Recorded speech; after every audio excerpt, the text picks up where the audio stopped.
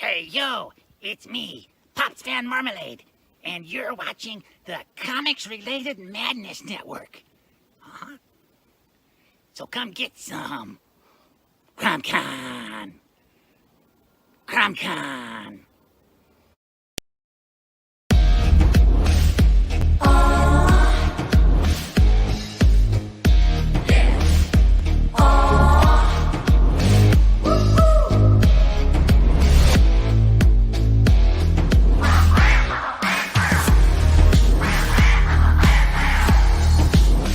Your favorite podcast, it's Critical Blast.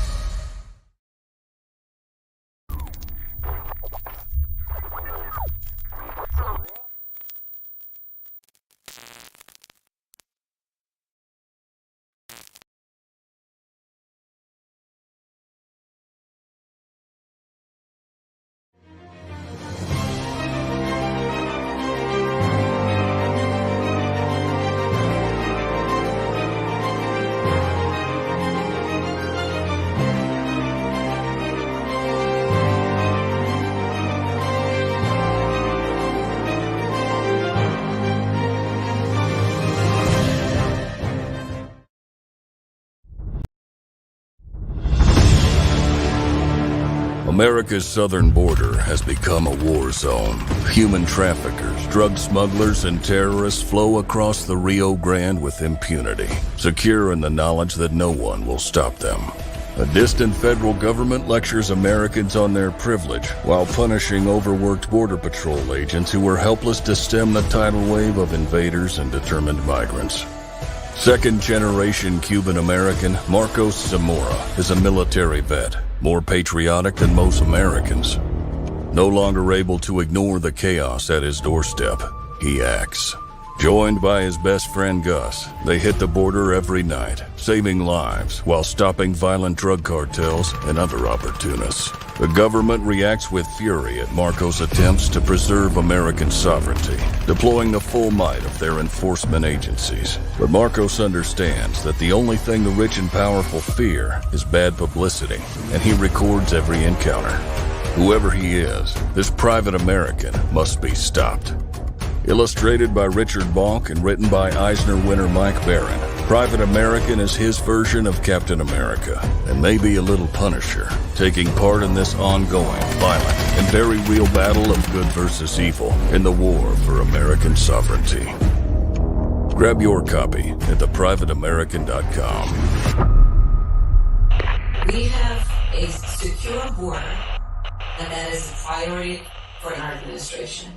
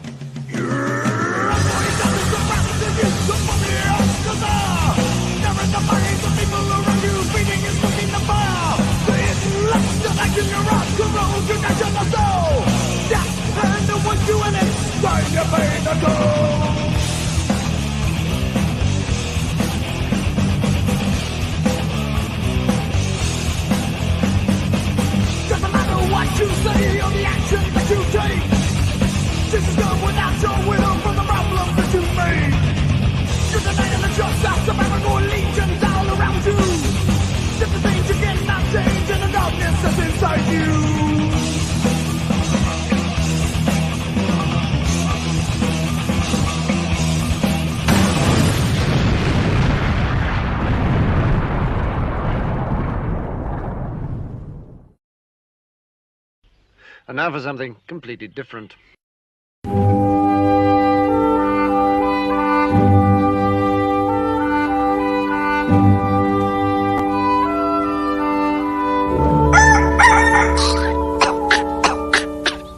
Pay attention to me, boy. I'm not just talking to hear my head roar. You are without doubt the worst pirate I've ever heard of. But you have heard of me.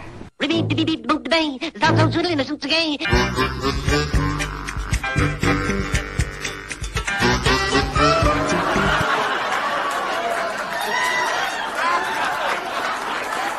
is wrong with you?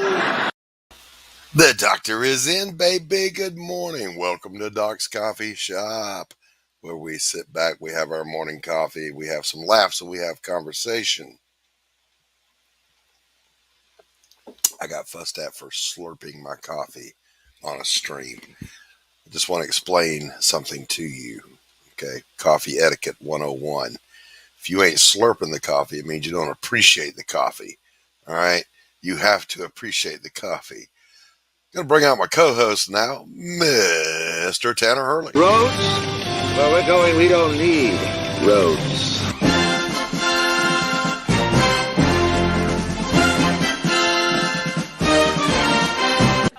Gordon Shumway, nice to meet you.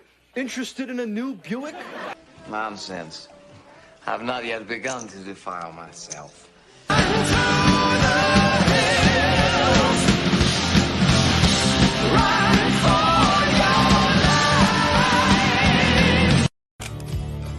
I'll make you famous. I'll make you famous. Good morning, Tanner. Good morning.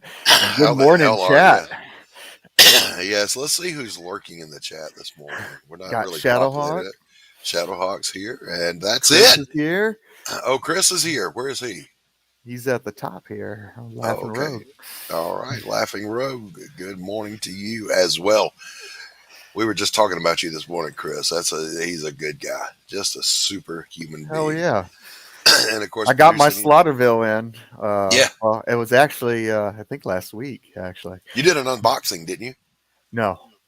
Well, damn it! I'm terrible. Like I can't wait. So I just I get it and I slash that thing open and I hear you. Marvel at its wonderfulness. I don't think I have the patience. When I got Glenn Fleming's Jack Kirby book, so I had told my wife, don't let me open this unless I do a live unboxing. And then she caught me tearing it open, and she's like, "I thought you were going to do that live." I'm like, "Yeah, I can't wait." Yeah, so that's not going to happen. That's not going to happen. So producing as always backstage is Pops. So good morning, Pops, back there. And we're waiting on our guest to arrive, but he's not due out for another 30 minutes. I've sent the links. Pops has sent the links, so we're not going to sweat it. He shows or he doesn't. We, of course, are talking about the one and only Lucifer Storm. If ever there was a human being born to be a broadcaster, it is this guy. It is him. He's quick-witted. He's funny, charming, debonair. Yeah, the legend. Yes, indeed. Yes, indeed. And Ed Gein, is it Ed Gein Bounty Hunter, Pops? Demon Hunter, yeah. A remarkable series of books with a novel concept. I gotta say, serial killer's not my thing, but if you're gonna use one, this would be the way. This would be the way. It's so creative. I was fortunate. I won the copy at the live con there in Savannah. Nice. And I'm telling you, if ever there was like the stars aligning, to be able to get that book and own that, I'm very, very grateful, very thankful for it because it is wonderful. It is a wonderful tale. Yeah. I got a digital copy of Sassoon. Oh, okay. And the guy had me at Think the Tick because I love the Tick. So, and he wasn't kidding, man. That book is funny as hell. I was laughing my ass off. So some good stuff as always flowing out there. You just got to go find it. Of course, you can find, links for all that stuff right here on Doc's Coffee Shop. We play the commercials. You can go check out the product. Man, my body's trying to kill me this morning. Oh, no. I remember there was a great Calvin and Hobbes comic strip back in the day when it was still running on Sundays. And Calvin is sitting at the top of the hill in his sled. Of course, Hobbes is behind him. And he's just thinking, thought balloons. He goes, all right, just lean to the right and you'll miss that boulder. And then lean to the left and you won't run into that tree. And you'll stop before you get to the ravine. And then he sits up and he goes, good God, my brain is trying to kill me.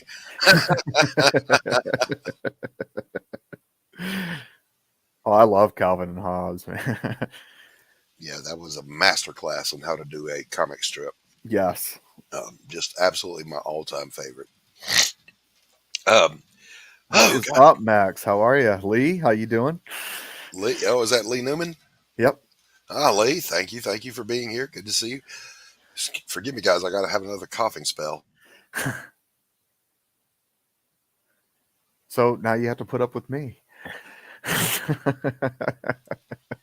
Every morning, I got to have a 30-minute coughing fit to try to get this hamster evicted from my lungs. Yeah, so, back Christmas last year, I got the Rona. And so when was it? It was March. They did a chest x-ray. They said, you have extensive scar tissue in both lower lobes of your lungs. Jesus. They said, so you really need to stop smoking. And I was like, smoking didn't do this to me. COVID did this. So fuck that. I'm not going to betray my friend. Right. Cigarettes have been my friends for decades. I'm not. Hey, nobody likes a quitter. Come on now. Yeah, that's right. That's right. I'm a horrible human being, Tanner. I'm horrible. Well, here I am enabling. So yes. God bless you. Cheers. So Tanner was running like a chicken with his head cut off this morning, trying to get back. You don't even have your coffee, do you? I don't. Oh, you. Well, first break, you make sure you go. Yes, get coffee. I will definitely get coffee.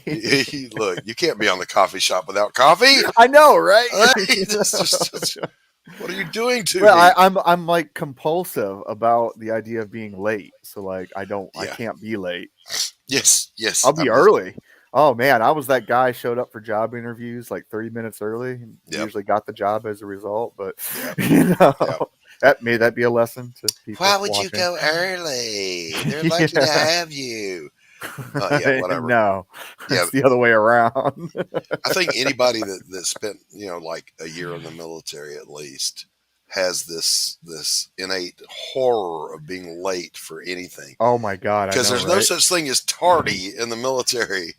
Well, like Max just said, 15 minutes prior. Yeah, and that was being on time. Yeah, 15 minutes was on time. An hour was a skosh early.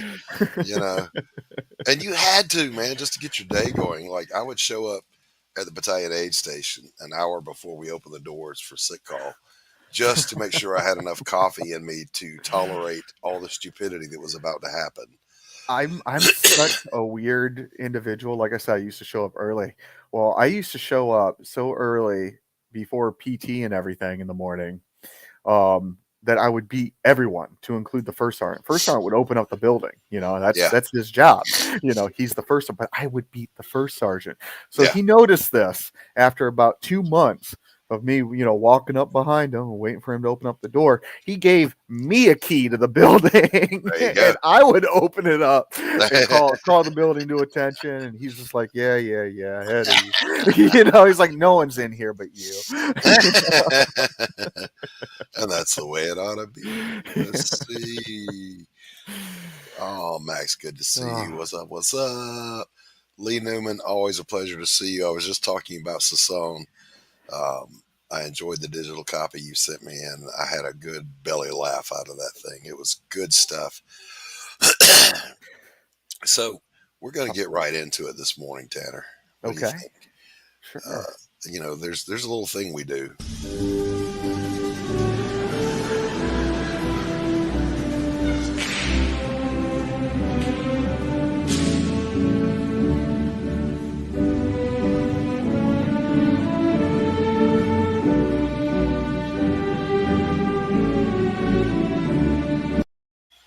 Yeah, man.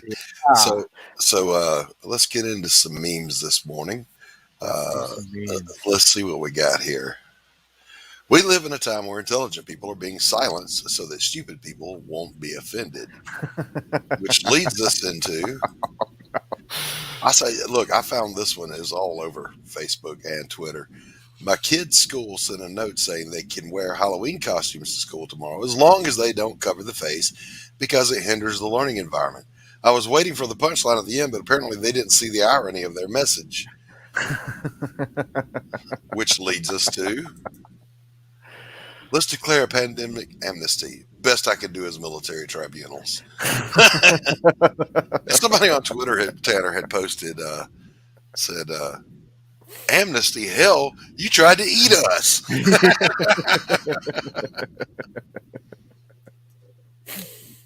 You said D&D was going to be cheap and fun. Oh, hell, Ricky, I was high when I said that. That's so true. That's every hobby, isn't it? Oh, my God. I know, right? Me and my buddy, he's a bass player for Hot Rod Walt and the Psycho DeVilles. They're a rockabilly band. And nice. he was talking about the toxic relationship between musicians and music stores. Oh my God, I know. And I'm like, you're damn right. And then there was, I added to that. Then there's the toxic relationship between artists and art supply stores. It's like, I've got $10. That's 1 gallon of gas, 1 sandwich, or 1 tube of paint. I'm going home with paint. Paint it is. And then you realize that it says non-toxic on the side, and you can actually sustain yourself off. That's right. That's 2 birds with 1 stone, baby. Is that wrong? I don't know. Elon Musk has reportedly made an offer to buy the FBI from the Clintons.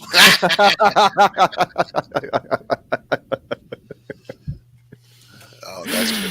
Oh, the Elon Musk memes have just been off the chain. Just cheers to you, buddy. So don't forget to set your clocks from sunshine and happiness back to misery and despair this weekend. Well, hey, Pops. I figure if you're going to show off the memes I brought, I might as well be here. Yep. The state I live in is doing away with the time change. I think they're going to, when we go back to daylight savings time next time, that's it. It stays there. Gives you I more think they're trying to do it federally, which would make the most sense. It would. Yeah, it sounds like they're waiting for the the change of command here, the turnover, the elections. One might call them, because poor Joe won't know what happened. Yeah. What time changed into what? Jello, ice cream, hair to sniff. Speaking of time. Too much time. And then, of course, we got to have a coffee shop meme this morning. So.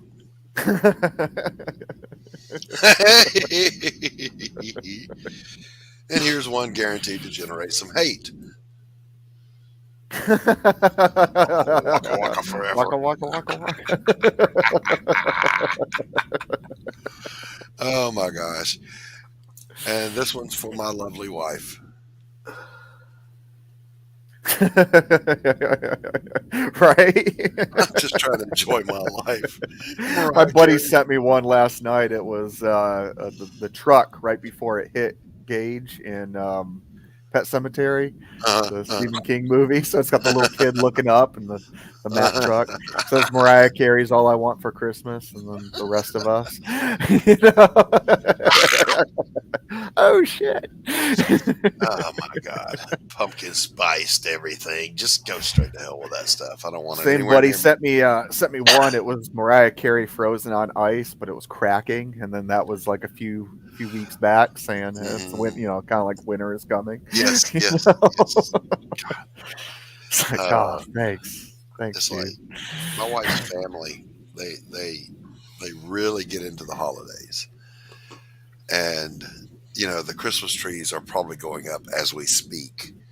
And Tacey was talking to her daughter at the front door, and I'm sitting in the den, and I heard her say, "Yeah, I might put the Christmas tree up this weekend."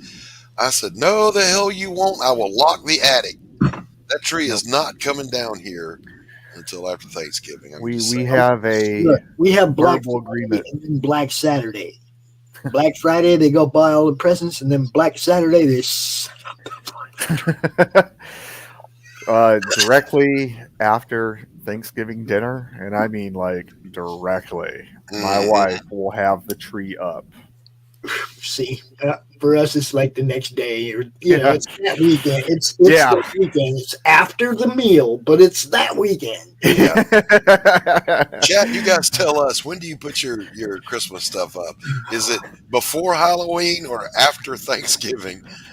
Oh my God! It's like, do we got any people out there that are like, hell, Doc, we keep it up all year round? somebody said that to me the other day. Who was that? Definitely people that do that, and there's people that got their Christmas lights up, and all they got to do is just go out and start plugging them in. Yeah, woo. My wife did that one year, and come spring, of course, the hedges grow, and I need to trim the hedges.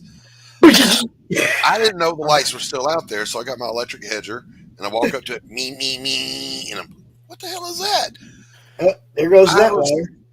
No, I didn't cut it, but I was stunned that they were still there. She goes, well, you didn't take them down, Doc.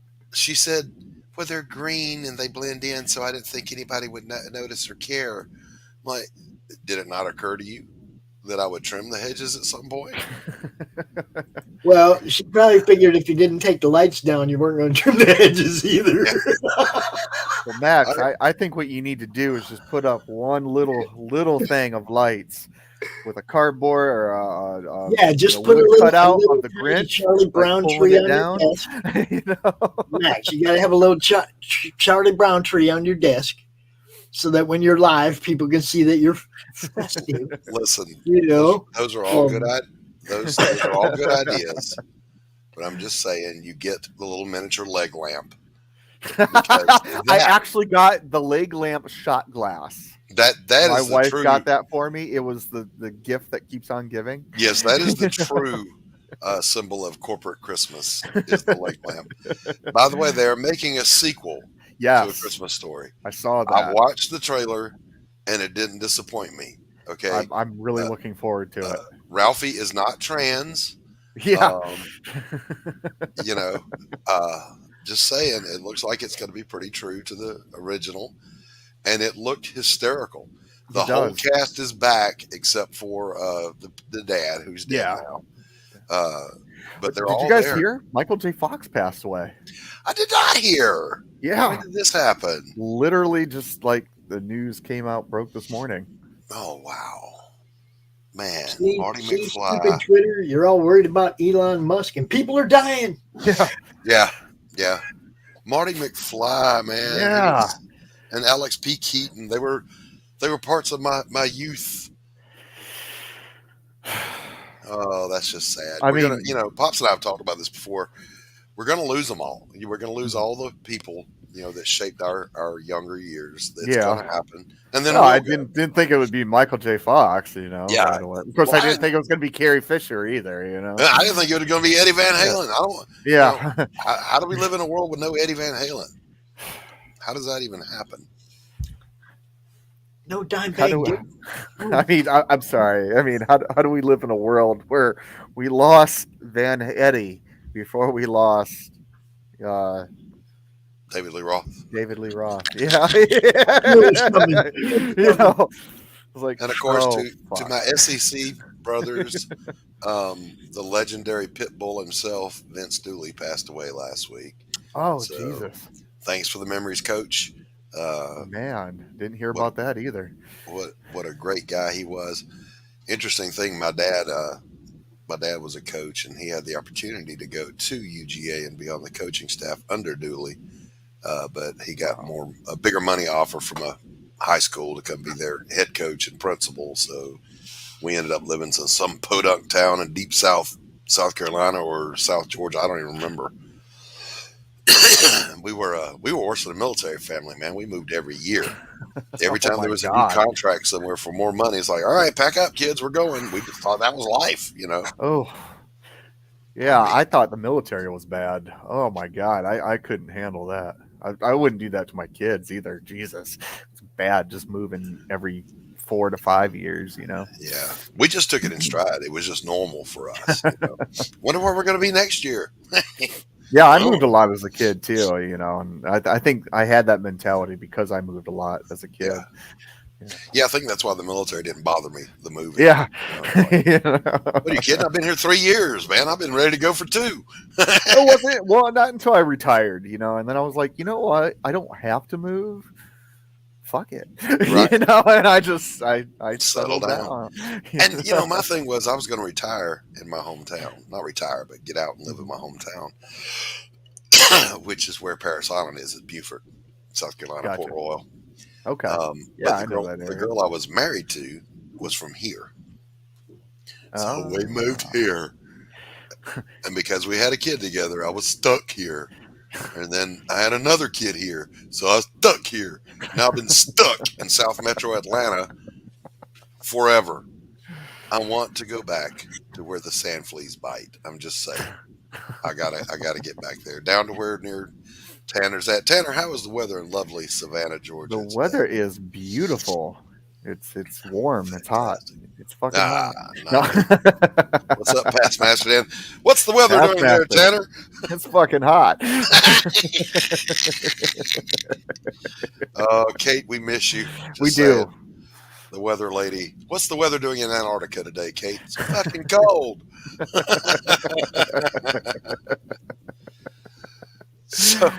So Tanner, are you ready to do your segment? I am ready to do my segment, actually. All right. Well, here we go.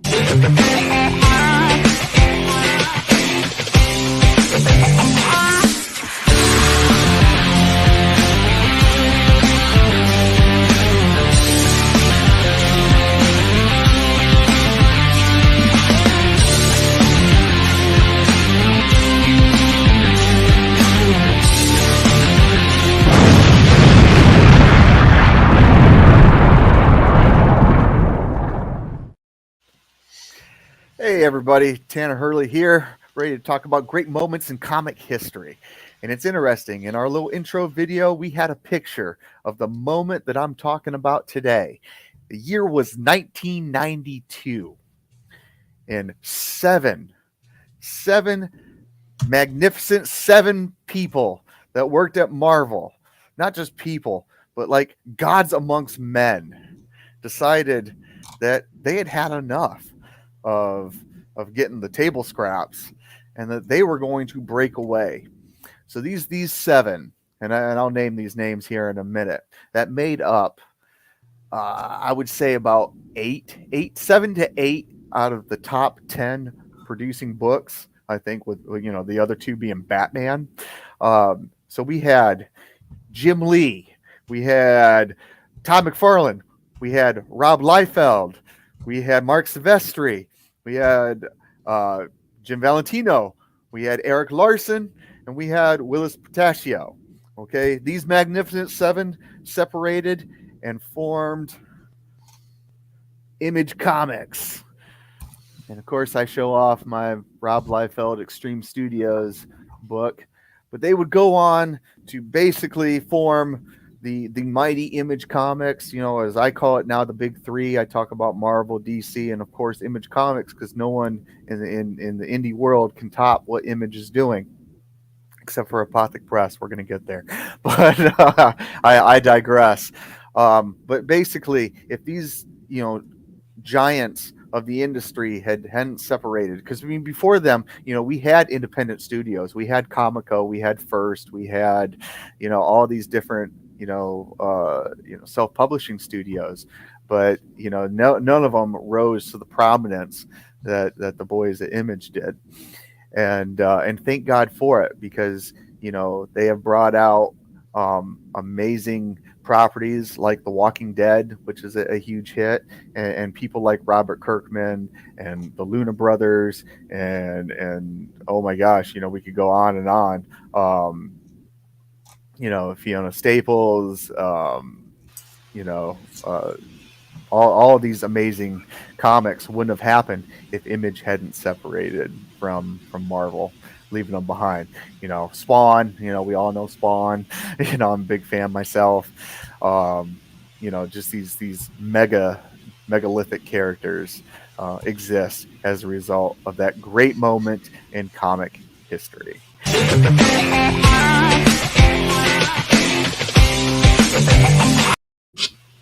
All right, we are back. That was a good one, man. And of course, it was a big deal. It was an absolute big deal. I think there were several factors that caused them to skyrocket like they did. Oh, there were. They were the most talented and out front guys, but the press coverage they got from Wizard was a big part of that success.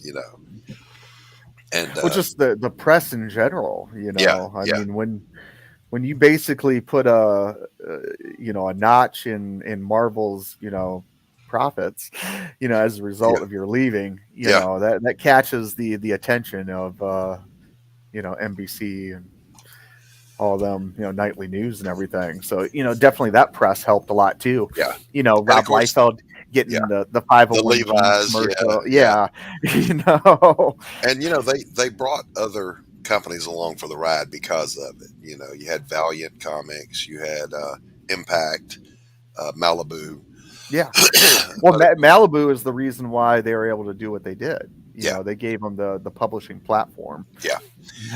But then, as it always does, the comic book industry eats itself. And so, it turned into this amorphous pulsing blob that Mr. Spock's scanners could not penetrate.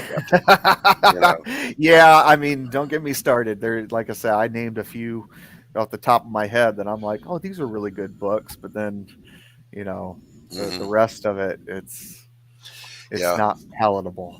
Right. But, in fairness, they did show the way. Yes, you can break loose and do your own thing. And that's where we're at today with indie comics, which I'm spoiled, I suppose, by being the co-host of PromCon. I get exposed to all these wonderful creators that come out, and I get to see their projects, and it's like there is so much better stuff in the indies than there is in the mainstream, especially right now when the mainstream's eating itself. Oh yeah. So Well, I just secured some pretty big news for Apothic Press. Well, do tell, brother. So next year, when Double Helix releases with Rin and Electric, we have a cover from the amazing, the legendary Simon Bisley. Oh, wow. Wow. That's awesome. I just sealed the deal this morning. Very nice. Did that at the doctor's office. This is how Tanner rolls, guys. He just sends shout outs to the biggest names he can find because all they can do is tell him no and he's already there. So let that be a lesson. Be bold. Reach out to the big guys and your heroes and whatever. Of course, you got to be ready because never meet your heroes. They'll hurt your feelings.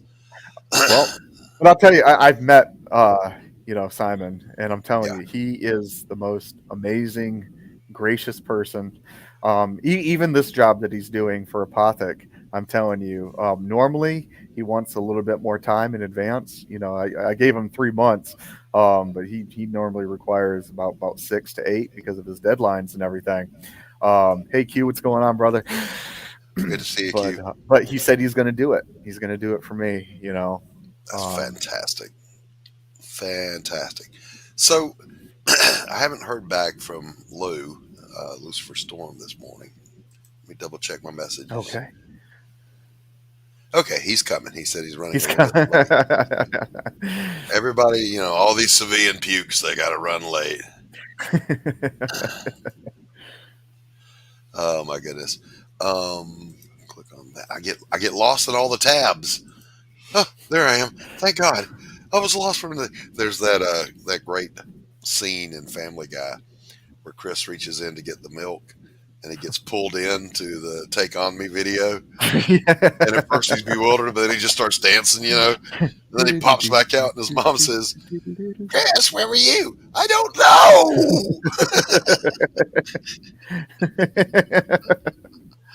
Awesome stuff. Awesome.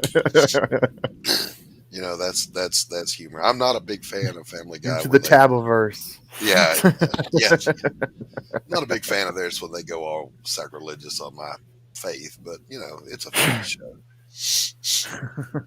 Into the Taboverse.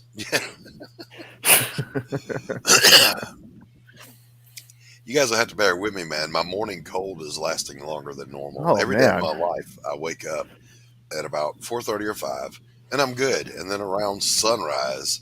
Hey. Hi, Brianna. Wonderful to see you. Thank you for joining us. How are you? Brianna's good people. But anyway, around sunrise, it's like I get a cold, and normally it lasts for like a half hour, and then I'm good. Oh, man. So, but this one's hanging in there, so I don't know. I've got to get down in my basso profundo voice to get out of my nose this morning. the tip of the tongue, the teeth, the lips. We got to make sure you enunciate when you're threatening people. I'm going to sneak up and blast them.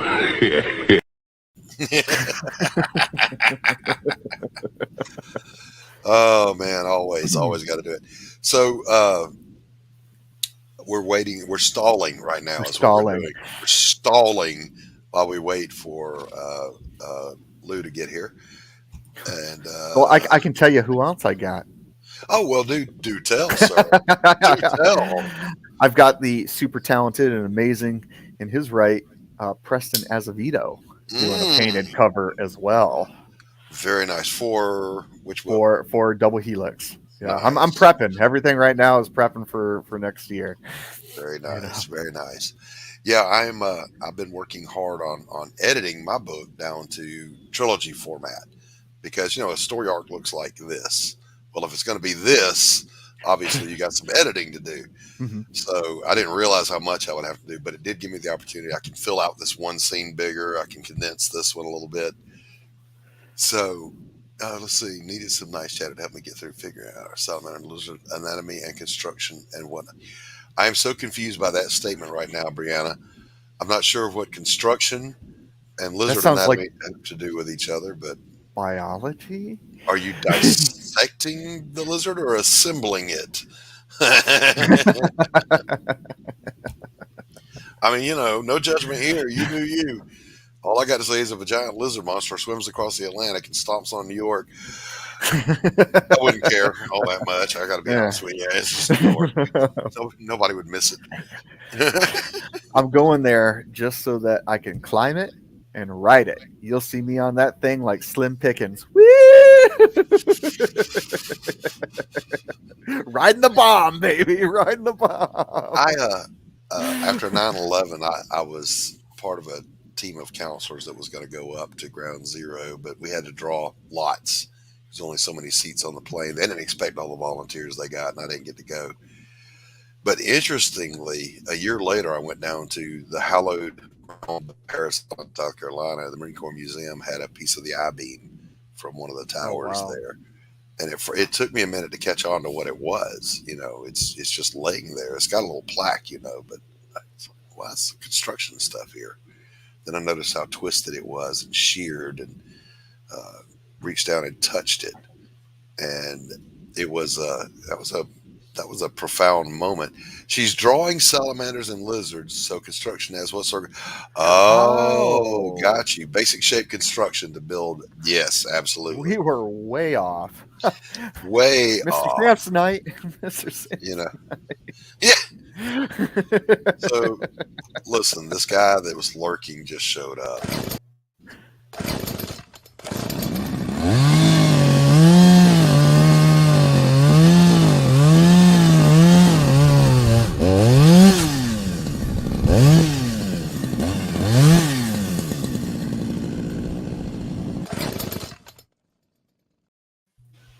Good morning. Oh my God, best intro ever.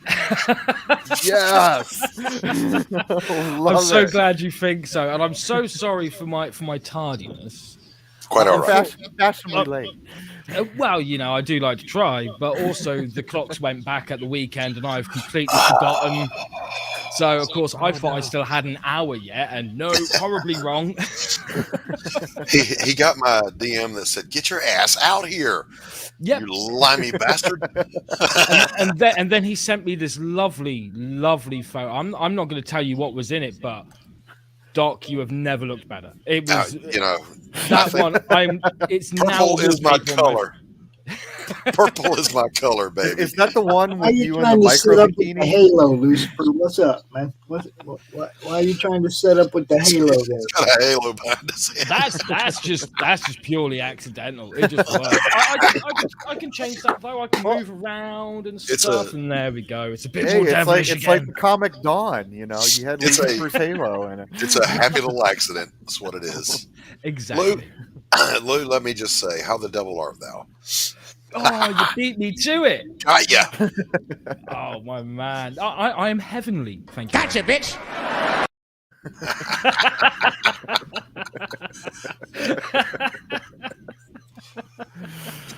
So, how are things across the pond this morning? Not too bad. Busy. Afternoon over there, Doc. Well, what did I just say that wasn't this morning? You asked what was happening across the pond this morning. Actually, it's this afternoon over there. It's morning here. Yeah, but it's this afternoon over there across the pond where you're Pops, thanks for coming, all right? How are things across the pond, Lou? They're not too bad, thank you very much. Keeping busy, which is always good. Busy with? Busy working on issue 4 of Ed Gein Demon Hunter, which is great. Christian sent me a bunch of new pages, and they look incredible, absolutely incredible. So now it's nice. now Can I've we got get a a bit sneak more peek? Can we get Not a sneak at the moment. Oh no! I wanted Not an at the moment. exclusive. I wanted an exclusive for the show. That's the thing. That's the thing. If people had signed up to my email list, then they would have seen a sneak peek today through the emails. Because I've got to treat the people who subscribe to my email list. I've got to treat them very well. This is absolutely true. But Pops happens to have in his greedy little hands. Oh! Look what Pops has. That's a nice little collection you got going on there, Pops. Yeah, we were actually talking about your books right before, when the show started. What a creative idea! I mean, if you're good, serial. What I said was, Lou, serial killer is not really my thing. But if you're gonna do a serial killer, this is the way to do it. Because it makes him so loving and relatable. And so, for those who've been living under a rock, why don't you give us the elevator pitch? And you notice? Yes, we see the chainsaw. Oh yeah, you can't go wrong with a chainsaw. No. It's a classic. It's a classic. So throw our chat that elevator pitch.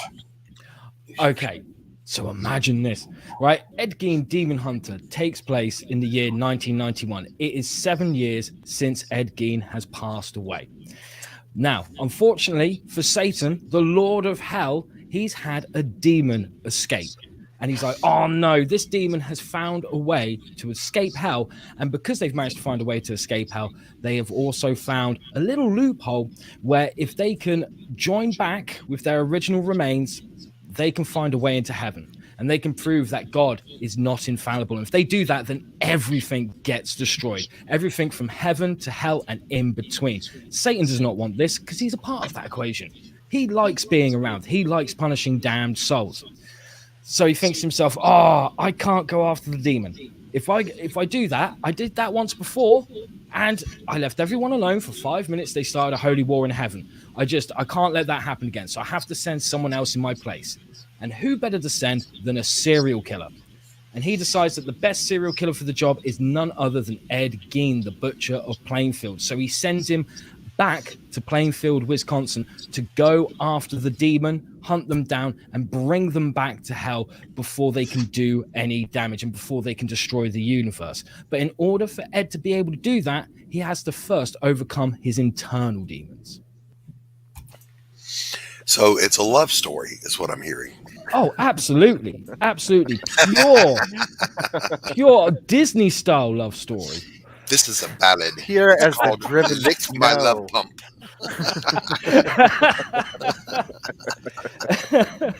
I have to ask Pops, because I know, Pops, you read the first issue. Have you had time to read issues 2 and 3 yet? You know I have. Oh, good.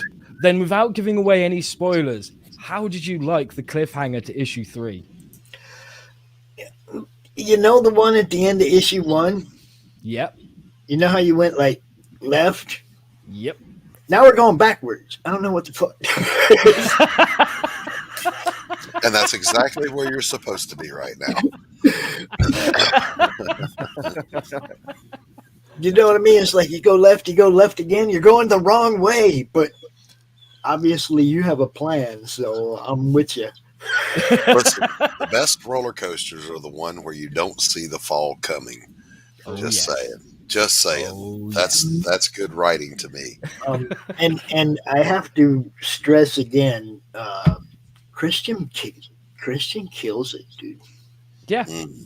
He makes, look, your story is great, but he makes it live. Oh, yeah. Brings it to life. You know, I mean, you see elements that are like crazy. Rizzo almost, you know. And well, that's because Christian was an assistant to Eduardo Riso. oh no way! Yeah, that's why you'll see the similarities. Okay, well, I mean, good eye, Tanner. Yeah. Nice. Hey, I love art. You know. Who doesn't? And he was the best person for the job. Yeah, absolutely.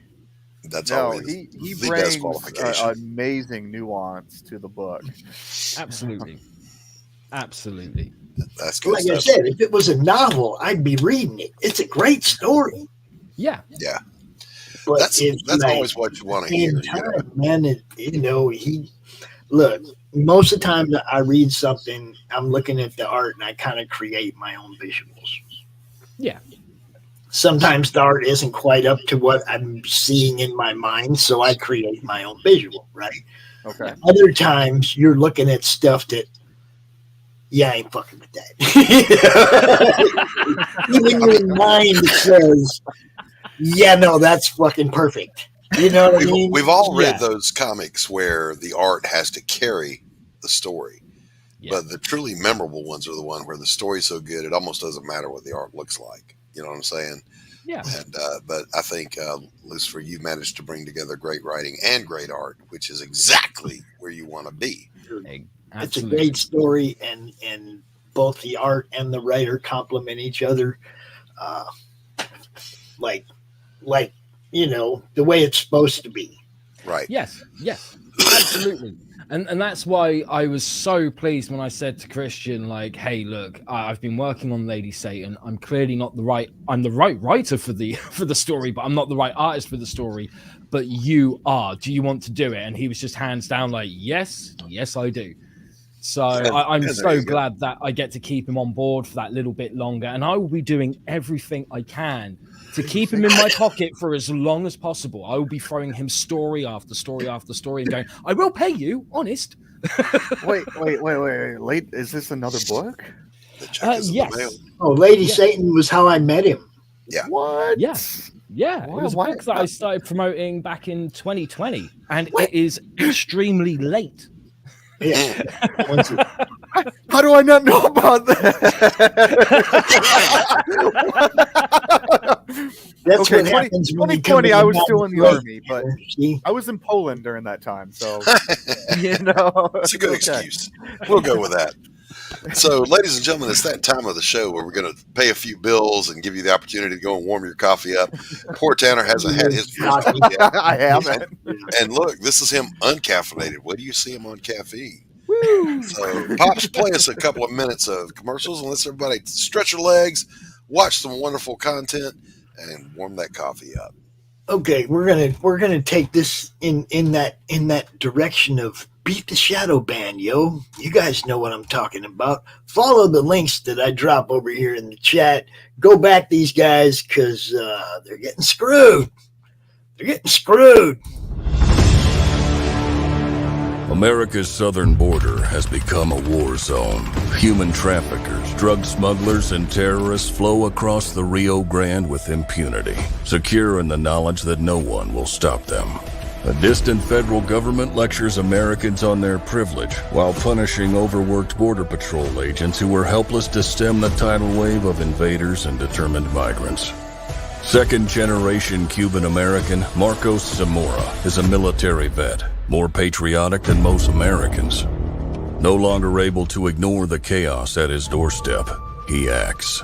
Joined by his best friend Gus, they hit the border every night, saving lives while stopping violent drug cartels and other opportunists. The government reacts with fury at Marcos' attempts to preserve American sovereignty, deploying the full might of their enforcement agencies. But Marcos understands that the only thing the rich and powerful fear is bad publicity, and he records every encounter.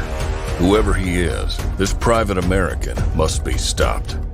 Illustrated by Richard Bonk and written by Eisner winner Mike Barron, Private American is his version of Captain America, and maybe a little Punisher, taking part in this ongoing, violent, and very real battle of good versus evil in the war for American sovereignty. Grab your copy at theprivateamerican.com. We have a secure border, and that is a priority for our administration.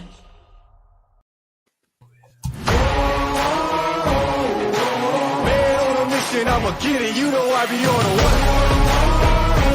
Yeah. You know I be on the way. Man on a mission, I'ma get it, you know I be on the way. Yeah, it's all hard, ain't no fear here. You ain't giving it, so all you steer clear. Never beat, I've been down and I reappear. You got some money on the line, you better put it here. Rolling in and doing that work. Bringing you sex, sass, and style. Buckle up and unlock your imagination for a fun adventure with these death-dealing dames. They sail the galaxy in search of spoils. The most dangerous acquisition, and the most fruitful, are the legendary Splinters of Yggdrasil. The Splinters are magical artifacts forged from the Tree of Life that wreak havoc on the universe. The missions are perilous, but the bounty is glorious. Enjoy our hyper-fictional wonderland. How is a pirate ship sailing through space? 'Cause magic. How do they heal so quickly after battle? 'Cause magic. How are they able to communicate through jewelry?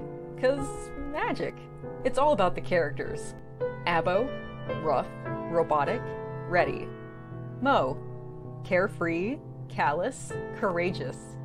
Mistress Graven, daring, diplomatic, dominating. Betsy, academic, accountable, aristocratic. Nefara, ancient, assured, adrenaline junkie. Bruto, proud, prominent, protective. Fisty, independent, incendiary, invigorating. Roxy, superficial, scarred, secretive. Once you get to know this diverse crew of mythical miscreants, you'll be anxious to find out what trouble they'll get into on the next episode. Go to abogrizzly.com and order both halves of the first episode today.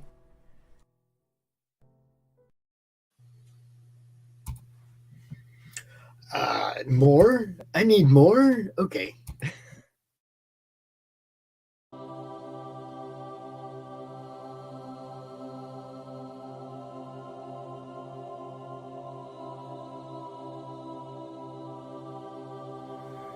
The original intention of the film was just for my personal use, but I thought with it being such a unique thing that I'd like to offer it to anybody who wants to see it.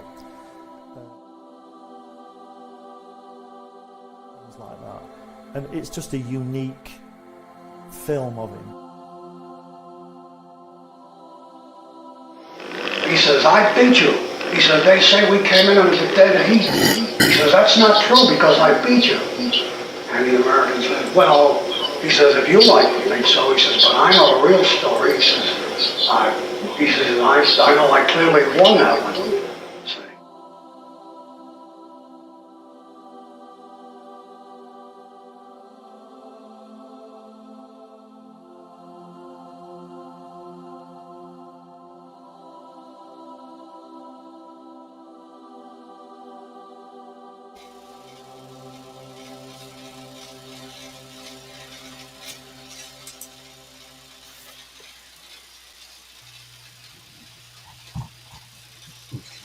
Man, great stuff.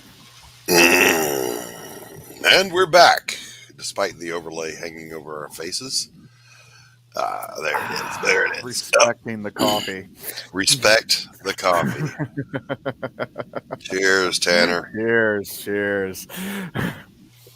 Oh. So, Lou, that's not coffee you're drinking. Or is it? Pops, you have him muted. I do not. He has himself muted. Unmute yourself, Luke. I have no idea what's going on there. We got you. You're back. You got me? Yeah, we got you. We got you. You are loud and clear, sir. So, where's the coffee, Lou? Uh-oh. Oh. You fell. You fell. No fault of mine. He's buffering. Oh, Semper Fi, Double Dog. Good to see you, Vincent. Vincent, how are you? You know what just happened, Doc? What just happened? Crom got him. Crom got him. Yeah, listen there, Scooter Poot. You're not going to be on this show. I'm going to kick your ass right off of it. No. I want to find out about this Lady Satan. I mean, what the hell? How do I not know about something like this? And he obviously he's going to reboot. That was the book that I first saw Lucifer working on. And we promoted it, and it funded and everything. But like you said, it's late, and there's reasons, you know. I want a copy. But I mean, we have good things in Ed Gein, and we're patiently waiting for Lady Satan. Oh, but yeah, it's the same thing. It's just killer freaking Lucifer story, and yeah, it's a little, how does the bicep say it? Oh, disturbing. It's slightly it's a bit disturbing, that. Disturbing. Yeah, it's disturbing, that. I wrote a story years ago I called Flesh Canvas. It was actually about an artist who makes a deal ultimately with the client is Satan, and the material that this girl has to work with becomes more and more gruesome. Oh, Satan. Everybody always writing versions of him. Did it? You think he just walk up, stand next to you at the bus stop, like, "Hey, yo, man, what's going on? You guys see me?" Good morning. Good morning. There's an old joke we actually used to tell in church. So a guy walks up, he's late for church, and he's running up to go in the door. Devil's sitting on the front stoop crying. He's like, "What in the world is wrong with you?" He goes, "You wouldn't believe what they're blaming me for in there." Because men can be evil too, is what we're saying.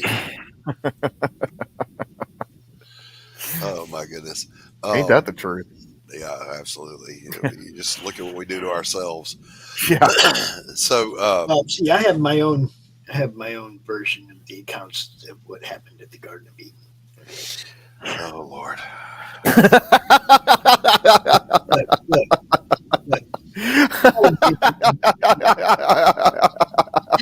that apple first. When he learned how to lie, and when God said, "Who did it?" He said, "She did it." She did it. Well, as my wife always says, she's like, "You notice, we're the ones with the Adam's apple."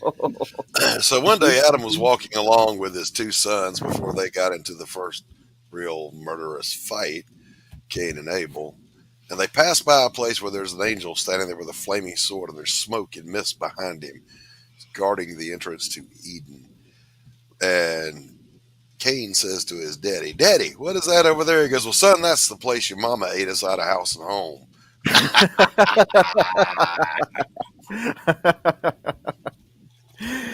Yeah, me and my wife, we joke about, got semi-religious-esque inspired joke because she likes to call me a selfish ass because I actually have an extra rib. So I always joke that I have the rib that Adam initially gave for Eve. Taking it back. Yeah, and that's what I tell her. I'm taking it back. Welcome back, Luke. Welcome back. Hello. I do apologize about that. Some technical difficulties, but I'm here now. Hey, it happens. It happens. Listen, we do that comparison. Thor versus Superman. It was Crom versus the devil. Exactly. We see who won that one. Crom won that round. Crom won, hands down. Not going to argue. Not going to ask for a rematch. Shit happens. Shit happens. Dude, I sit here with him trying to shoot me in the back of the head with a freaking slingshot all day long, man. So, Luke, I want to ask you a couple of things. One is, Brianna says, "Oh my God, I'm allergic to apples, though." What does that mean? Did it? Guilty as charged. Guilty. Oh, wait a minute! I clicked on the wrong thing. Lou, where in the world did you come from as far as approaching in Knox? What brought you into this? What brought me into this was the death of my father. Surprisingly, you see, back in 2000, my father had just turned 55, and he was diagnosed with prostate cancer. And the doctors turned around to him and said, "You've got 6 weeks left to live. Get your affairs in order." Now, my dad was a very stubborn guy, okay? And he was like, "I ain't got 6 weeks. Fuck all of you." And he lasted another 10 years. So about 3 months after he turned 65, he finally gave up the fight and passed away. And at that point, I was about 28 years old when that happened. It was 2010. I remember it because it wasn't that long after I'd just seen, oh God, what was it? It must have been Iron Man 2 or something like that. It was one of the big Marvel movies. We hadn't quite hit the Avengers yet. And I'd been going from like dead end job to dead end job, as it was anyway. But I always wanted to write. I've been writing since I was a kid. I've been into comics since I was a little kid and stuff. And I was doodling as well. And it was something that I always thought, yeah, I'd love to do that, but you know, I got to worry about paying the bills and all this shit. Right. And then when my dad passed away, I couldn't help but think to myself, well, life's too short to be worrying about that. Like, how about you do something that you love for a change? Right. You know, and I'd been trying to do indie comics for a few years leading up to that.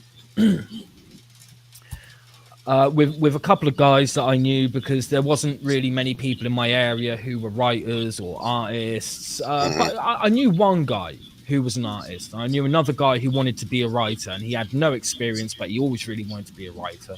And we had got together a couple of years before my dad passed away. And, you know, we tried doing a couple of comics together, but it ended up being one of those things where we'd meet up every week, and I'd be like, "I've got another script. I've got another idea. I've got another script. What do you guys got?" And they were like, "We got a bag of weed." Yes, yeah. Absolutely. They got a bag of weed. That was about it. They got high. That's what they got. Yeah. And I just end up going, you know what? Screw this. I'll Hey, step in. they is me. They is me. Yeah, but you still get shit done, Pops. Yeah, there's a big difference. Big difference. These guys were like, we could get shit done, but we're going to smoke this and not get shit done. That's right. You know, We're going to go with Curtain B. Yeah. So, like, I walked away from them, but before I did, I came up with this idea for a character called Jericho. And the idea behind it was I took a lot of influence from like what I was going through being an outsider, watching my dad slowly go downhill through cancer and the treatments for it and stuff. And it was just one of those moments where I sat there and was like, I wonder what it would be like if you had a superhero whose arch nemesis wasn't like, you know, the Green Goblin or the Joker or something, but it's this terminal illness. It's not a person, but yet it's still 3 steps ahead of you the whole time, and it is more powerful than you are. Right. So I started working on that idea, and I came up with this character, this young lady, Jerry Collins, who's a very smart girl, but she suffers from depression. She's had a bit of a traumatic past, and she comes up with this idea of creating an alternative to chemotherapy by using ultrasound. And using ultrasound through gloves. So almost like a massage version alternative, but it goes horribly wrong and it becomes an acoustic weapon. And around the time that it goes horribly wrong, she gets kicked out of university and stuff. And this guy that she's really into, who she's never turned around and said, look, I'm in love with you. She's always been scared to. He gets diagnosed with a brain tumor. He's about to pass away. And this serial killer has come on the scenes who targets terminally ill patients, which means he could be a victim. So she's like, oh, what do I do now? And slowly she becomes this anti-hero superhero called Jericho, who has to try and hunt down this serial killer, deal with like an extremist group that's managed to get hold of her technology, but they're using it for wrong. And that started off really good, because when my dad passed away, that was the moment I said to myself, like, fuck this. I got to stop doing dead end job to dead end job. I got to dive in deep. I mean, he left me nothing in his will whatsoever. Right. Okay. So I I gathered the money that I had, which wasn't a lot, and I just said, right, this is what I got to survive on, and I'm going to dive in. I'm just going to dive in without a life jacket, without anything. I'm going to sink or I'm going to swim. Either way, it's going to be interesting. Right. So that was the point where I was like, okay, well, the only artist I knew, they're not doing anything. I don't think they will ever produce anything. I better get back to drawing, because I hadn't been drawing for years at that point. Right. So I picked up the pencil again, started drawing, and I started drawing the book myself and started taking it out there. And it started garnering attention. It got me nominated for awards. It got me interviewed on the BBC Radio Live. Nice. I was in talks with people about a possible film adaptation of it, because quite a few people were interested. I got to meet people like Clive Barker and some of the other guys from Hellraiser and Back to the Future and stuff. Nice. All these people who kept coming to me, going, hey, we want to do a film. We want to do a TV series. One of them's a big station in this country, and I'm not going to say who they are, but I will tell you this. They came to me and said, hey, look, we really like this idea. We really like this book. We want to get in on the ground floor of this. We want to do a TV show of this. However, we want to change a few things. And they wanted to change everything that made the characters who they were. They wanted to change everything about the backstory because it was too mature. They were like, yeah, but we think kids could like this. If only we could take this bit out and change this bit. So I ended up turning around to them and going, well, here's my answer to you. Sit on this and swivel. And then walked out. Because I was like, fuck that. If you're going to do an adaptation of one of my books, like changing it so that it fits a TV format, understandable. Right? But you don't change the core elements of the story. Right. So I walked away from it and I was like, hey, hold on a second. If all these people want to do this, they want to make a TV show, they want to make a movie, that means there's money in this, right? That means there's an audience bigger than what I've already reached. Now, I'd already reached quite a few people. At one point, I had someone send me a photo of themselves with Kiefer Sutherland holding up a copy of Jericho, and apparently they had introduced him to it. I had another guy who went to a convention in Florida and spoke to Charlie Adlard, who was doing The Walking Dead at the time. And Charlie Adlard had told him to give me a sketch that he had done of Rick from The Walking Dead as a way of saying thank you for Jericho. Wow. Right? Awesome. It hit people in such a way. I will never forget. I had this one guy email me out of the blue. He was in the US. He had got hold of the first issue of Jericho. Now, just before he did, he had been diagnosed with testicular cancer. He was going through the treatments. It was really rough for him. He was at the point where he was thinking, you know what? I don't want to fight anymore. And he wanted to take his own way out. He was like, no, screw this. I'm going to leave this earth on my own terms. I don't know what method he would have used, but he ended up getting hold of Jericho. He ended up reading it, and he was like, hold on. If this hero is fighting for people like me who are going through what I'm going through, then that means I should fight just that little bit harder. So he got in touch with me to tell me, like, look, the odds are against me, but I'm going to fight it because of your book. And I was like, holy shit, that's fucking amazing. It gets better. Heavy. Like a year or two later, I had not heard anything from the guy. I thought, shit, he's probably not around anymore, and that sucks. And then all of a sudden, I got that email from him saying, dude, if it wasn't for you, I wouldn't have kept fighting, and now I'm in remission. Nice. Right? So that was fucking amazing. And that was the point where I was like, you know what? I think I've got just about enough money. We're going to make an animated movie. That's what we're going to do. So I went out there and I said to people, we're going to make an animated movie. We got people on board. We at one point we had Sean Schammel on board, who voices Goku from Dragon Ball Z. Yeah. But he had to pull out because he had a choice. Either do my animated movie or be Batman in a Batman game. And I was like, go be Batman. Go be Batman. Just fucking do it. I understand. Go. At one point, I was in talk with Tom Hiddleston's agent. to get him on board, but it would have been too costly. The budget just couldn't afford it. But we did get some of the guys from. We had Ricky Dean Logan, who was in Back to the Future Parts 2 and 3. Yeah. He was in Freddy's Dead. He came on board and did a bit of voice acting. We had Simon Bamford, who was in Hellraiser and Night Breed. Yeah. He came on board and did some of the voice acting. We were in talks with a friend of mine, Miltos Yeralamu, who was in the first season of Game of Thrones. We were in talks with him to come in and do some. We even had like lead singers from different metal bands come in to do voice work on the stuff, right? And then an artist that I'd previously worked with on another book, because Jericho was going so well, and I was like, I've got all these other characters. Let me get a couple of artists in and stuff, and they can help me out and stuff. I had this one artist come in, and we were working together, and then he kind of disappeared, and I was like, well, that book's never getting finished. That sucks. And then all of a sudden, I've got a guy at my door telling me that I owe a lot of money to people, and I'm like, do I? Because this is fucking news to me. Like all the people who are working for me, I'm paying them, right? And I'm not late on the payments, and if I am, it's by a day or two. They still get paid. And it was a debt collecting guy, and he was like, no. See, all these bills are being run up, and he's showing me these bills. He's from this debt collecting agency, and it was because of this artist that had disappeared. He had run up a huge amount of debt in my name. Right? Oh my God. So I sat down with like solicitors and stuff and said, look, what can we do about this? And they were like, look, there's only one route that we can go. Well, there's two. You can either pay it and then hope you can get the money back. But it was so much money, right? It would have just shut everything down. Okay. And they said the other thing we can do is refuse to pay it, take it to court, fight it from there.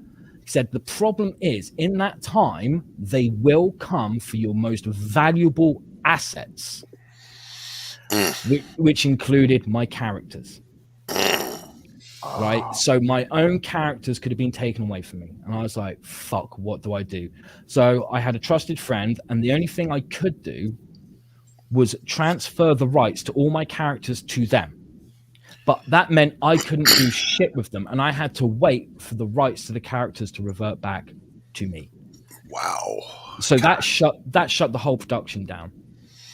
Right, the Jericho storyline in the comics didn't get finished because of it. The animated movie did not happen because of it, and that ate me up big time. Okay, but I tried pushing forward. I had a couple of other things happen in my life that weren't exactly great, and I hit a very deep dark spot, and I wasn't creating for a little bit. Like I kind of was, but I wasn't. I was toying around with ideas, and I was writing like little short stories to express myself and stuff, but nothing serious. And then it got to a point where I was scared to leave the house, man, because like I'd just been through some shit. Right. And like just getting past the front door meant that I fell into a fucking messy heap. Right. I had to sort of like scrabble back in and be like, no, can't go outside. There are people out there and they're all bastards. Yes. Kind of thing. Which remains true, by the way. Yeah, you're absolutely right. God, yeah, it still remains true, right? And I eventually got to a point where I was like, well, I know I can go out into my garden, right? I could get myself out there, and I just about felt okay. But during this time, my garden had overgrown by bramble and bracken and stuff, and it looked like a fucking jungle. And I was like, shit, I need to try and tackle this stuff. And I'm cutting it back, and as quick as I can cut it back, it's all coming back faster and furiouser. And I'm just like, you know what? Fuck it. just leave it the fuck alone. I've got a TV. Okay. I got internet. I can look at nice gardens on Google Images. It's fine. And then one day, like, I just heard this noise, this banging outside of my garden. I thought, what the fuck's going on out there? And I look outside, and there's these 3 little fox cubs. And they're playing away. They're not that old. And I thought, oh, how sweet. That's lovely. And I spent hours just watching them, and they fucked off into the bushes. And then the next day, around the same time, same noise, same fox cubs. And they were running into the same part of the bushes. And I was like, okay, what's going on here? I need to explore. So I explored, and I discovered that what had happened is this vixen really needed to drop off 3 cubs somewhere, found my garden and went, perfect. This is the exact place I've been looking for.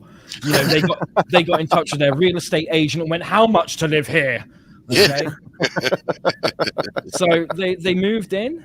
She gave birth to the 3 cubs and then passed away. So those 3 cubs didn't have a father or a mother, and they were just playing in my garden. They didn't know what the fuck to do. So I recognized they're going to be scared of me. This tall guy with glasses calls himself the devil. You know, they're not gonna like it. So I had to try and like feed them from a distance. So what I would do is I'd like make some meat or whatever, cut it up, and then I'd go out just before they would normally come out to play, and I'd scatter it out there, and I make like a clicking sound, just to let them know, sort of like, hey, food's here. And they got used to that. They would hear the sound and be like, right, we wait a few minutes and then dinner. And then one day I did that. And as I'm scattering the meat, I see this little face peeking out from the bushes, and it's watching me. And I'm throwing, like I said, I'm scattering it. I'm not placing it. So I'm throwing it up in the air.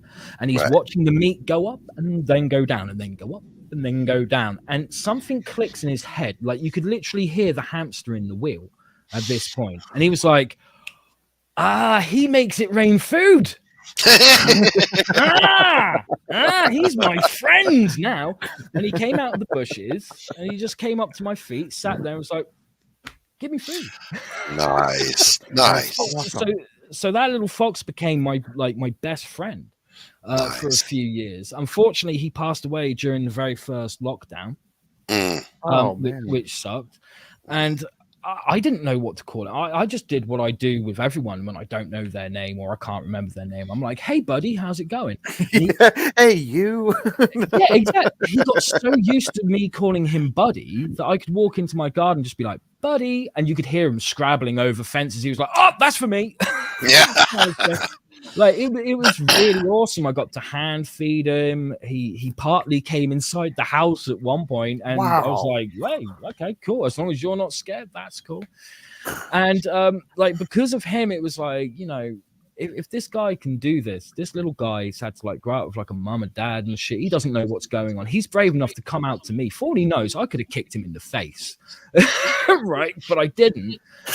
I need to get myself back out there. So I started like leaving the house, getting to the end of the driveway at first, then the end of the street, and then I found a pub and started going there, made friends and stuff. And I was like, this is cool. And then they would ask me sort of like, so what do you do for a living? And I was like, well, I make comics, believe it or not. I haven't done for a while, but maybe I should really kick myself in the ass and fucking do it again. And at this point, like I had Jericho and my other characters, Skin and Bones and Unity and all that. They all came back to me. And I still had people going, dude, are we ever going to see the end to Jericho? And I was like, one day, I just don't know when. And I thought like I could do Jericho again. Like I could finish it. I could make it better than what it was.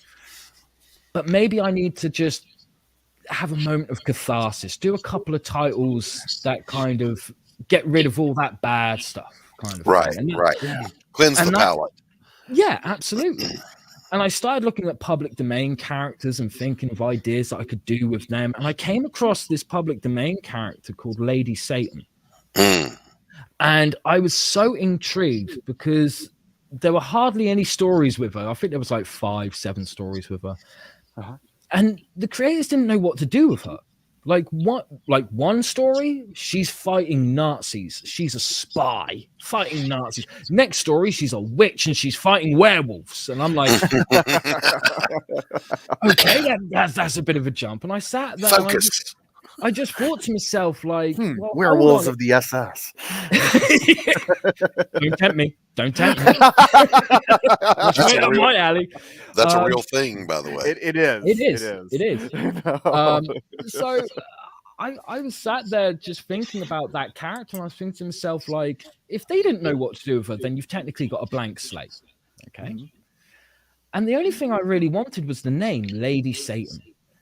And it made me think, what kind of person would be a vigilante or a hero or an anti-hero and call themselves Lady Satan? What the fuck have they gone through to call themselves that. Like, it's got to be pretty bad, right? Right.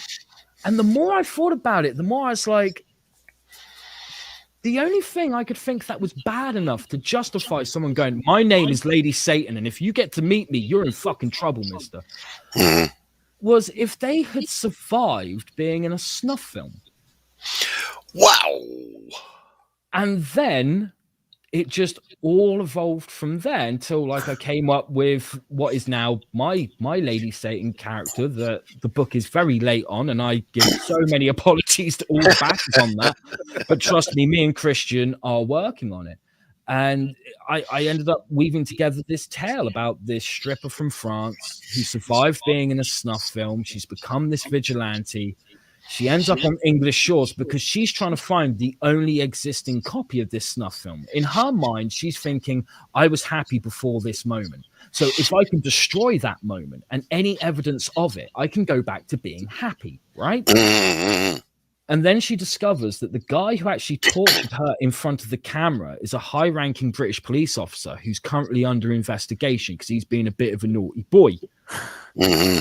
And she realizes, I've got one chance and one chance only to exact my revenge upon him, but I don't know if I can because I'm still haunted by the memories of what he did. Right. She's giving in, like, she's taking the wrong perspective of what is actually her strength. She's looking at her strength and thinking that's weakness. That's weakness.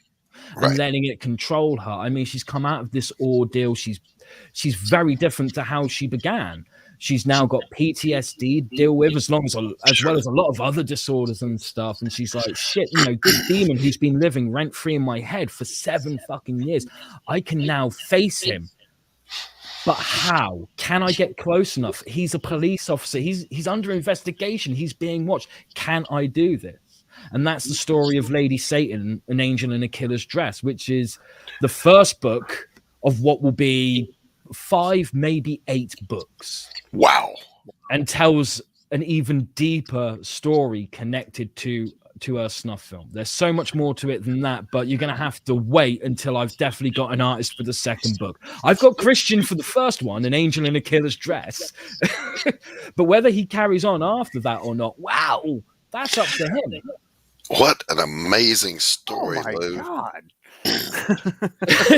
Are you all right, Hannah? Do you need to sit down? I'm sitting, thank God, but we're not worthy. We're not worthy. Awesome. And now you guys know why I became a fan of this guy way back in the beginning with Lady Satan, and why, even though that one is they've had their troubles getting that one out. I'm on board with Ed Gein, getting those out, bang, bang, bang. Lady Satan will come, and we will be that much more enriched for it. Yeah. So, but you see, like, the plan was, like, I was going to get Lady Satan out there, then I was going to do Ed Gein, and then there was going to be the second Lady Satan book. Things have changed a little bit, obviously, because now Ed Gein's beaten Lady Satan to the finish line. Lady Satan's next up, but I still wanted to do something in between the first Lady Satan book and the second Lady Satan book. So there is a third book in production that I've told no one about. It's being written, but there's no artist attached. I won't tell you anything about it, but I will give you an exclusive. The title is The Ballad of John Coffin. Oh.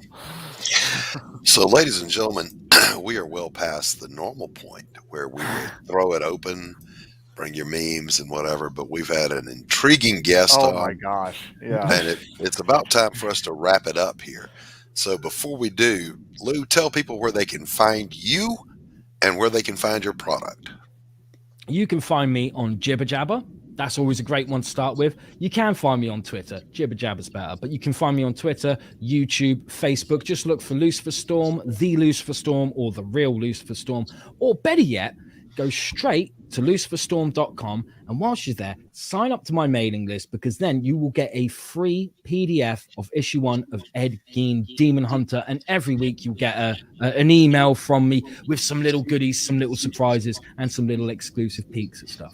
Wonderful. Very nice. And Lou, I want to thank you for coming out. Thank you for sharing that story with us.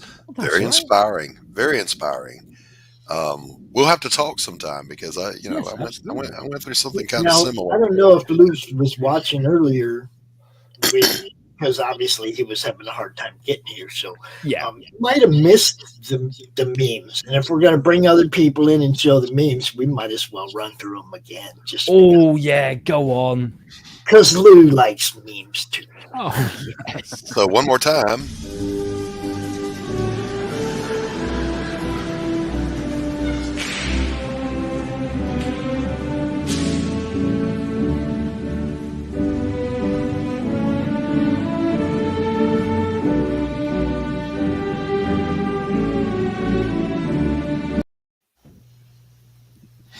But we're not going to be bringing folks out, Pops. Well, you just said this is when we usually. I said normally we do, but we got to wrap it up because we're at almost the hour and a half mark. But we will certainly share a couple of the memes that were out here earlier. And Pops, you are free to do that if you want to handle the clicky clicks. Mm-hmm. All right, don't come out. Doc said you can't come. Well, we're wrapping the show up. We're wrapping the show up. It's an hour and a half show. We live in a time when intelligent people are being silenced that stupid people won't be offended. Mm-hmm. Oh, that's a big one. Sent me a note saying they can wear Halloween costumes to school tomorrow as long as they don't cover their face because it will hinder the learning environment.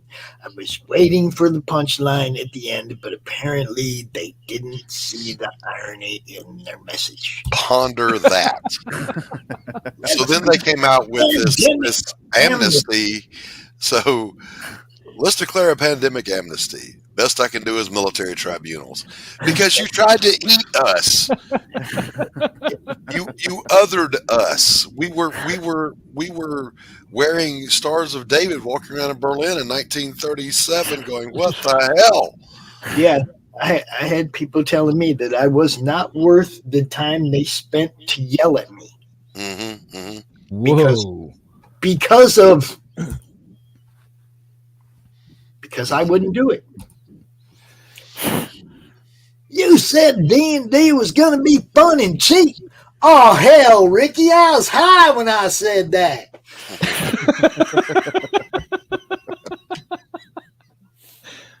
Breaking. Elon Musk has reportedly made an offer to buy the FBI from the Clintons. Add to cart. And Lou, this is for you being late today. Don't forget to set your clocks from sunshine and happiness back to misery and despair this weekend. Oh, yes. Oh, yes. I can feel that one. And this one is for our coffee shop. My houseplant's watching me put water in the coffee maker. You son of a bitch. I got to say, this one's a little bit true. It's like I'm adding coffee to the coffee maker in the morning, and I hear the little toenails of my chihuahua dancing behind me. I'm like, what are you all happy about? You don't drink coffee. And then she looks at her water bowl and looks at me. And we're like, oh, you drink this stuff too. Let me get you some water. Who you got, Pops? Which one is that? It's Zeus, the one that bites me all the time. Zeus. The size of that mouth. Jeez. Why are you here? And Lou, if you just want to provoke some hatred right now.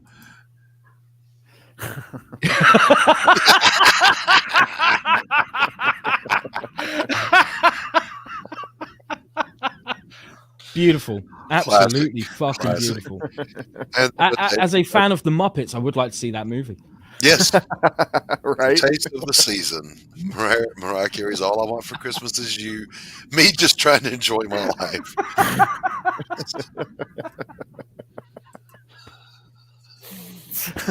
Oh my goodness. Oh my goodness. So old school wrestling. It is. I sit here on my lap and take it all in. Look at look at the eyes. Now where the camera is, guys. Look at me. Yeah, yes. Don't talk. I didn't tell you to talk. All right, So Tanner, tell the good people where they can find you, sir. Okay, well, you can find us at www.apothicpress.com. You can find me on Twitter. I'm on Facebook. I'm on Instagram. I'm on Jibber Jabber. I'm on all of the social medias. So find me there. We'll be happy to chat with you and entertain you. And in case people don't know, Pops, is there any chance you might have a social media presence? Little bit. just a little thing, no big He's deal. considering it. Let me see if I can do this really fast. Look. First, you can join the madness. You join the comic related madness. That's where the networking, promotion, that's where everything happens on Facebook. That's where all this began. Okay. But we're over there on Insta too. I don't do too much. I try to keep people up to date on what's going on. But man, it's like too many things. We got Twitch. We're over there. Twitter. We're everywhere. What's up, Team B? Yes. Zeus is a fitting name for that freaking massive fight too. Yeah. He got me last week, and he got his lower fang right up in my funny bone because he always comes up and bites my arm, right? Like when he wants to go outside, he'll come up and just grab a hold of my arm and shit. Yeah. But I don't know. I was sitting back and like my hand was overturned this way. So when he bit down, his lower fang went right up into my funny bone, man. And I was like, really, motherfucker? Make my arm out, give me a bite. Because, man, right on the funny bone. That big arm. How dare you? Yeah. And I felt it. You asked Doc. I felt it for a few 3 days. I was like, man, it's so numb. So as I continue to try to pull my feet out of the La Brea tar pit here, I'm Doc. You can find me anywhere and everywhere as Doc Blalock. And you can head over to Indiegogo and you can sign up for Pariah Blood and Mud. And I hope Pops will play that trailer again on the way out. But we're going to wrap it up here. Chat, always a pleasure to have you. Vincent, welcome. Good to have you for my first time in my show, Chat. Good to have you here, buddy. Semper Fi Double Dog. And on that note, we're going to wrap it up and say peace out. So I'll save them for next week, Q, but they're good. Peace out, guys. Pops, play us out of here. I'm trying. Give me a break.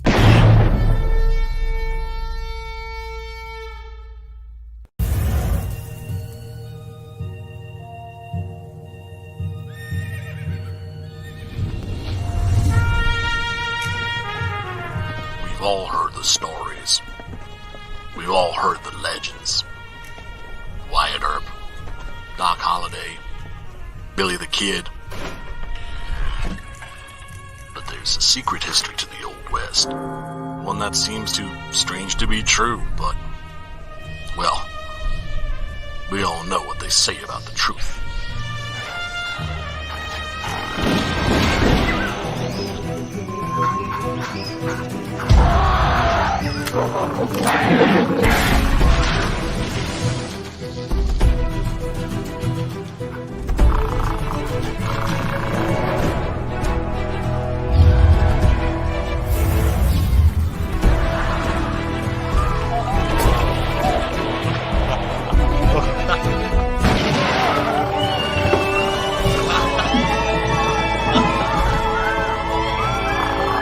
Very big ape, very big guns, blowing very big holes,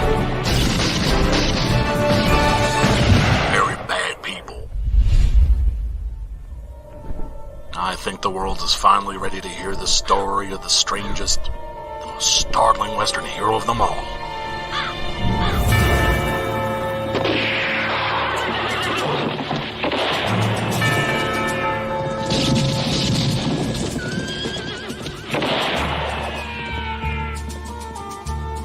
Six-gun gorilla, long days of vengeance.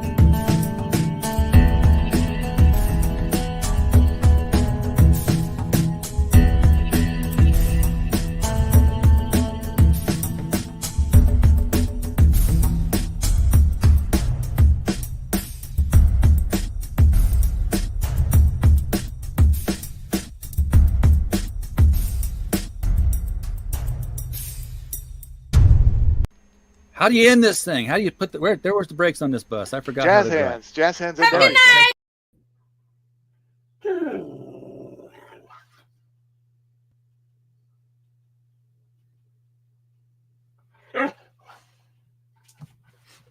Why you bite me?